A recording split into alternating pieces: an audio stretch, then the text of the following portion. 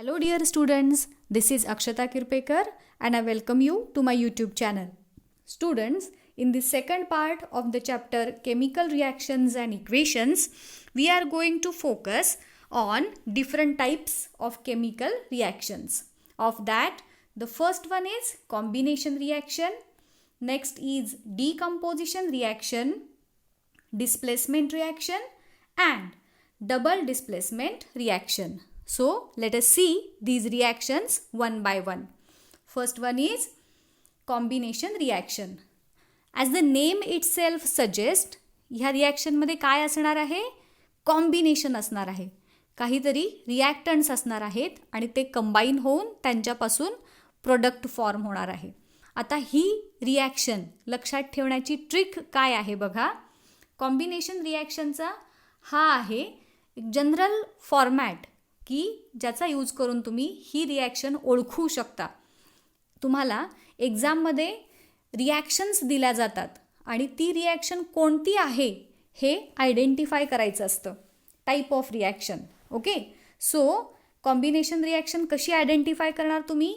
जर रिॲक्टंट साईडला 2 or more than 2 रिॲक्टंट्स असतील आणि प्रोडक्ट साईडला मात्र एकच प्रोडक्ट असेल, it is combination reaction. A plus B gives AB हा त्याचा जनरल फॉर्म्युला आपण म्हणू शकतो की ज्याचा यूज करून आपण कोणतीही कॉम्बिनेशन रिॲक्शन ही एक्सप्रेस करू शकतो. Okay, in this reaction 2 or more reactants combine to form a single product. हे लक्षात राहील. रिॲक्टंट्स किती? 2 किंवा मोर दॅन 2 आणि प्रोडक्ट मात्र एकच. ओके, एक्झाम्पल काय आहे बघा. When HCl reacts with ammonia, ammonium chloride is formed. ही त्याचं रिॲक्शन झाली. केमिकल फॉर्मॅटमध्ये किंवा केमिकल इक्वेशनमध्ये कसं लिहिणार तुम्ही? NH3 plus HCl gives NH4Cl. याच्यामध्ये NH3 हा गॅशियस फॉर्ममधला आहे, अमोनिया. HCl गॅशियस फॉर्ममध्ये आहे आणि NH4Cl हा सॉलिड फॉर्ममधला आहे, दॅट इज अमोनियम क्लोराईड. याच्यामध्ये 2 रिॲक्टंट्स दिसत आहेत आणि एक प्रोडक्ट दिसत आहे. सो कॉम्बिनेशन रिॲक्शन ओळखणार कशी? रिॲक्टंट साईडला 2 किंवा त्यापेक्षा जास्त रिॲक्टंट्स आणि प्रोडक्ट साईडला मात्र एकच प्रोडक्ट. ओके, लक्षात राहील. Okay, next is decomposition reaction. आता ह्याच्यात कॉम्बिनेशन रिॲक्शनच्या अपोजिट होतं. म्हणजे काय होणार रे? येस, रिॲक्टंट साईडला एकच रिॲक्टंट आणि प्रोडक्ट साईडला मात्र 2 किंवा त्यापेक्षा जास्त प्रोडक्ट्स. आणि ही रिॲक्शन कशी आपण एक्सप्रेस करणार? तर A gives A plus B हा त्याचा जनरल फॉर्मॅट किंवा जनरल फॉर्म्युलाही तुम्ही म्हणू शकता की ज्याचा यूज करून आपण डिकम्पोजिशन रिॲक्शन एक्सप्रेस करू शकतो. इथे रिॲक्टंट हा कंपल्सरी एकच असतो आणि त्याच्यापासून 2 किंवा त्यापेक्षा जास्त प्रोडक्ट्स हे फॉर्म होतात. Okay, 2 or more products are formed from a single reactant. आणि ह्याचं एक्झाम्पल आहे when sugar is heated it decomposes to form carbon. आणि त्याचं केमिकल इक्वेशन आहे C12H22O11. हा शुगरचा फॉर्म्युला आहे. त्याला हीट सप्लाय जेव्हा आपण करतो that time it forms carbon and water molecules. So one reactant, 2 or more than 2 products. तेव्हा कोणती रिॲक्शन असते? Decomposition reaction. डिकम्पोजिशन आणि कॉम्बिनेशन ह्या एकमेकांना अपोजिट आहेत असं लक्षात ठेवाल. Okay, next is displacement reaction. आता डिस्प्लेसमेंट रिॲक्शनमध्ये काय होतं बघा. याचा जनरल फॉर्म्युला आहे A plus BC gives AB plus C. काही आयडिया आली असेल काय होतं याच्यामध्ये? बघा, समजा एक एक्झाम्पल देते. तुम्ही क्लासरूममध्ये तुमच्या वर्गामध्ये आहात आणि तुम्ही आणि तुमचा एक फ्रेंड, तुमची चांगली फ्रेंडशिप आहे, तुम्ही छान गप्पा मारत बसलाय आणि तिकडून एक असा धट्टाकट्टा मुलगा आला, एक स्टुडंट आला आणि त्यानं काय केलं, तुमच्या जोडीमधला जो एक माणूस आहे किंवा एक स्टुडंट आहे, तुमचा एक फ्रेंड असेल सपोज, त्याला काय केलं, ओढून बाजूला काढलं आणि तो स्वतः त्याच्या जागी येऊन बसला. ओके, आणि जो तुमच्या बरोबरीचा होता तो बाजूला टाकला गेला. अशा प्रकारची काही रिॲक्शन ही ह्या डिस्प्लेसमेंट रिॲक्शनमध्ये होते. डिस्प्लेस नावातच आहे बघा, डिस्प्लेस म्हणजे एकाची जागा सोडून त्या जागी दुसरा पर्सन किंवा दुसरी एखादं ऑब्जेक्ट येणे. सो डिस्प्लेसमेंट रिॲक्शनमध्ये काय होतं की जेव्हा एखादा मोर रिॲक्टिव्ह एलिमेंट जो असतो तो लेस रिॲक्टिव्ह एलिमेंटला त्याच्या कंपाऊंडमधून बाजूला काढतो, हकलतो आणि स्वतः त्याची जागा घेतो.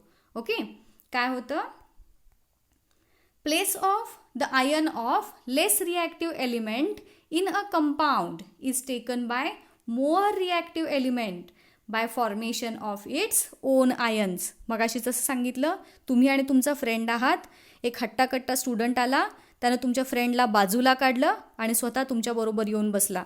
अशाच प्रकारची सेम रिॲक्शन इथे होते डिस्प्लेसमेंटमध्ये, की मोर रिॲक्टिव्ह सबस्टन्स जो असतो तो लेस रिॲक्टिव्ह सबस्टन्सला त्याच्या कंपाऊंडमधून बाजूला काढतो आणि स्वतः त्याची जागा घेतो. फॉर एक्झाम्पल, कॉपर सल्फेट जेव्हा झिंकसोबत रिॲक्ट होतं, इट फॉर्म्स झिंक सल्फेट. आता इथे झिंक हा कॉपरपेक्षा जास्त रिॲक्टिव्ह आहे. मग तो काय करणार, कॉपरला त्याच्या सल्फेटमधून बाजूला काढणार. ओके, रिॲक्शन काय होईल बघा, CuSO4 that is copper sulphate plus zinc. आता ह्यातला जास्त रिॲक्टिव्ह आहे झिंक आणि कमी रिॲक्टिव्ह आहे copper. So zinc will take the place of copper in its sulphate आणि फॉर्म काय होणार, झिंक सल्फेट, आणि तो कॉपर जो आहे तो बाजूला गेला. आली लक्षात रिॲक्शन? डिस्प्लेसमेंट नावावरूनच लक्षात ठेवणार की more reactive substance less reactive सबस्टन्सला त्याच्या कंपाऊंडमधून बाजूला काढतो. अशा रिॲक्शनला म्हणायचं डिस्प्लेसमेंट रिॲक्शन. नाव next is double displacement reaction. ही देखील डिस्प्लेसमेंटच आहे, पण कशी आहे, डबल आहे. म्हणजेच AB ही एक जोडी आहे, दुसरी जोडी आहे CD, म्हणजेच AB हे कंपाऊंड आणि CD हे एक कंपाऊंड असं असणार आहेत. आता जेव्हा डबल डिस्प्लेसमेंट होते तेव्हा यांच्यामध्ये असलेल्या जे पेअर्स आहेत, जे बॉन्ड्स आहेत ते ब्रेक होतात आणि जोड्या फक्त बदलतात. म्हणजे तुम्ही आणि तुमचा फ्रेंड आहेत आणि तुमच्या क्लासमध्ये अजून एक असाच तुमचे दोन फ्रेंड त्यांची जोडी आहे. मग आता काय झालं, डिस्प्लेसमेंट होताना समजा तुम्ही आणि तुमचा फ्रेंड एका बेंचवरती आहात आणि दुसऱ्या बेंचवरती अजून दोघं जण बसलेले आहेत. जेव्हा डिस्प्लेसमेंट होते तेव्हा तुमच्या पेअरची अदलाबदल होणार. आलं लक्षात? सो अशा पद्धतीनं पेअरची अदलाबदल होते, त्या रिॲक्शनला म्हणायचं डबल डिस्प्लेसमेंट रिॲक्शन. इथं काय होतं बघा, ions are exchanged to form a precipitate. आता एक लक्षात घ्या, कोणत्याही कंपाऊंडमध्ये एक पॉझिटिव्हली चार्ज आयन असतात आणि निगेटिव्हली चार्ज आयन पण असतात. मगाशी जसं CuSO4 मध्ये कॉपरवरती पॉझिटिव्ह चार्ज आणि SO4 वरती मायनस चार्ज होता, इजंट इट? तसं प्रत्येक केमिकल कंपाऊंडमध्ये एक पॉझिटिव्ह चार्ज रॅडिकल असतो आणि दुसरा निगेटिव्ह चार्ज रॅडिकल असतो. जेव्हा कंपाऊंडमध्ये डबल डिस्प्लेसमेंट रिॲक्शन होते तेव्हा कंपाऊंड्सचे हे पॉझिटिव्ह निगेटिव्ह रॅडिकल जे असतात त्यांची अदलाबदल होते. आणि ह्या रिॲक्शनचे एक फीचर काय आहे, वैशिष्ट्य काय आहे, की डबल डिस्प्लेसमेंट रिॲक्शनमध्ये कंपल्सरी एक प्रेसिपिटेट फॉर्म होतो. प्रेसिपिटेट म्हणजे काय हे तुम्हाला मी लास्ट लेक्चरमध्ये सांगितलेलं आहे. प्रेसिपिटेट हा असा सबस्टन्स असतो की जो सॉलिड असतो.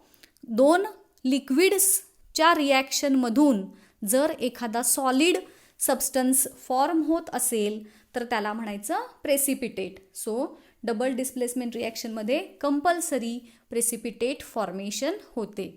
ओके, एक्झाम्पल बघा, when potassium chromate reacts with barium sulfate, a yellow precipitate of barium chromate is formed.